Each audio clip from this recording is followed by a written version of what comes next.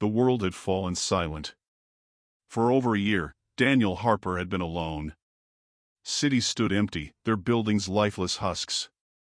Roads stretched endlessly, devoid of traffic, signs of human life erased by an event he could never quite understand. There had been no warnings, no riots, no slow decay. Just one day, the world had gone quiet. Planes remained frozen mid-runway, homes lay untouched, food sat rotting on abandoned tables. It was as if every living soul had simply vanished overnight, leaving him to wander the hollow remnants of civilization. At first, he had searched for others, traveling across the country in a desperate attempt to find any trace of life. But the radios were silent. The televisions flickered with static. No matter where he went, the world remained a graveyard of echoes. Eventually, he had given up, settling into a small cabin outside what used to be Denver. There, he built a routine hunting, gathering supplies from abandoned stores, and trying to ignore the creeping madness of solitude.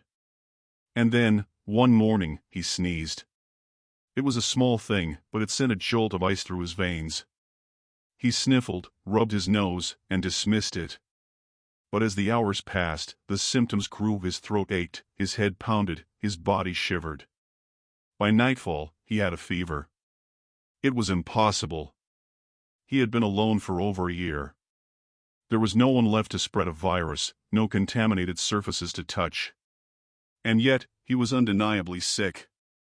Panic clawed at his mind. Was it something dormant inside him, waiting all this time to strike? Had he consumed contaminated food, breathed in a forgotten pathogen lingering in the air? None of it made sense. The fever worsened. He tossed and turned, his dreams feverish and filled with whispers, soft voices speaking in a language he couldn't understand. Shadows flickered at the edge of his vision, darting away when he tried to focus on them. Then, on the third night, he woke to find his cabin door open. His pulse pounded. He had locked it before bed, he was sure of it. Clutching the rifle he kept by his bedside, he stepped cautiously toward the entrance. The night outside was still, the moon casting long, eerie shadows across the ground. There were no footprints in the dirt, no sign of movement. And yet, the air carried something, off. A scent, faint but unmistakable. Not decay, not the dust of a long-dead world, but something alive. Something breathing. A rustling sound came from behind him. He spun around, rifle raised. Nothing. The fever burned hotter. He stumbled back inside, bolting the door shut. His hands trembled. Was his mind unraveling? Had the isolation finally cracked something inside him? He curled up beneath his blankets, willing himself to sleep.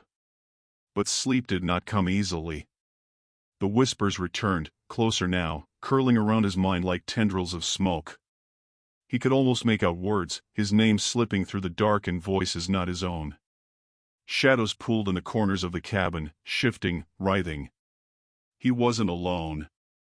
He never had been. Something had been waiting, lurking just beyond the veil of his perception. And now, it had found him. Daniel tried to scream, but the darkness swallowed the sound. The fever surged, dragging him down into the abyss.